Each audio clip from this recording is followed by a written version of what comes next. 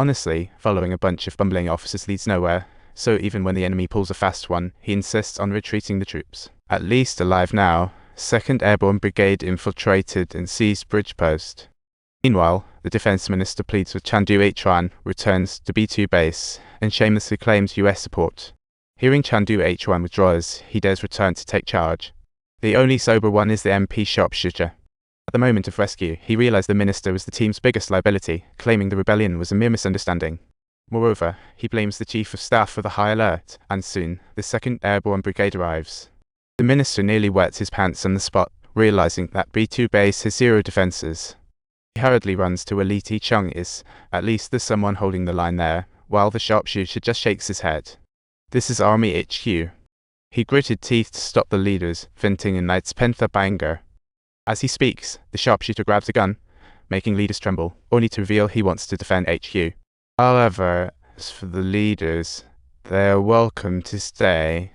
We have no desire to remain here, so these so-called useless eaters quickly scurry away. The deputy chief sees, what an enigmatic man. Everyone hears the noise and nearly laughs to tears. He orders his troops to split into 3 groups for battle, one to take B2 base, one to break through the Special Forces headquarters, and another to storm the police HQ. First 2 targets are easy peasy, a piece of cake, and B2 base is quickly captured.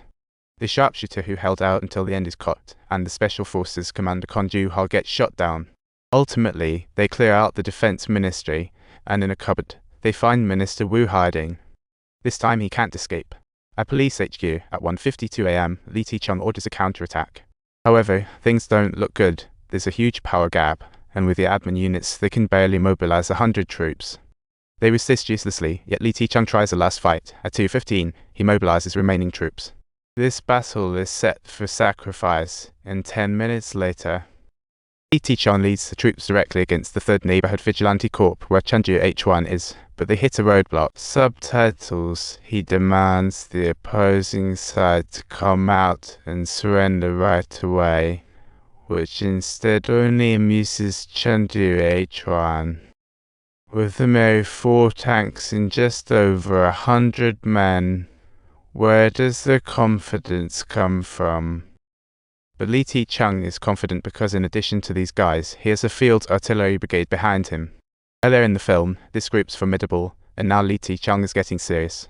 He claims to order firing, scaring everyone. The site will be flattened instantly if he does. Subtitles: they might very well end up destroying each other. Others may remain unaware, but Li Ti-chung's insane fervor might actually drive him to do it. Rebels erupt in chaos. Like a party, Chandu H1 must confront them. No matter how he tries to persuade, Li Ti-chung remains firm. He gives them just 5 minutes to surrender or they'll all be off to the great beyond together. Chandu H1, feeling a bit stuck, is reluctant. Victory is so close, how could he bow out? He resorts to psychological warfare, saying, "Go ahead, fire away, and blow everyone to bits. Let the northern enemies come celebrate together too, and you'll be so thrilled." As time ticks by, the end is just within reach. Just at this very moment, a sudden voice breaks through the air, revealing that Wu Zhangguo has already fallen under the control of the rebels. He ordered Li Ti-chung to cease fire, but was ignored, so he angrily stripped Li of his post. At this moment, several flares tear through the night. See the 2nd Airborne Brigade has arrived, surrounding the area with overwhelming force. He even orders the restrictions lifted, allowing the onlookers outside to come flooding in. This means that if they fire, innocent civilians will be caught in the crossfire. Sure enough, a message promptly came from the Field Artillery Regiment stating that under such circumstances, they were unable to carry on with their orders. In an instant, Li Ti-chung becomes a powerless commander, utterly defeated, and can only reluctantly tell his brothers, "Let's retreat." Li Ti-chung must complete his mission. He tells brothers to stay as he goes alone. He clumsily crosses obstacles, charging straight at Chandu H1. Has he lost his mind? Yet, The imposing aura emanating from Li Ti-chung appears to intimidate Chengdu H1, with his subordinates raising their guns, prepared to fire at any given moment. There, Chengdu H1 just watches as Li Ti-chung strides closer, and the expressions on his face are truly something to behold. It's fear, guilt, shock, or even admiration. Every imaginable emotion is mixed up, when yet unable to smile. That night, all of the rebels were in the midst of celebration. Chengdu H1 had been drinking, and it wasn't until he entered the restroom that he finally came to his senses.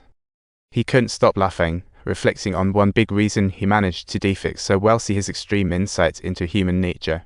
Humans are a sneaky group, with exceptions in all fields. A few capable ones always lead the fools. Yet they are always too afraid to make it happen, often wanting to handle everything themselves, leaving him feeling rather helpless. He doesn't want to be the star of a shameful show, nor to be turned into a laughingstock, really.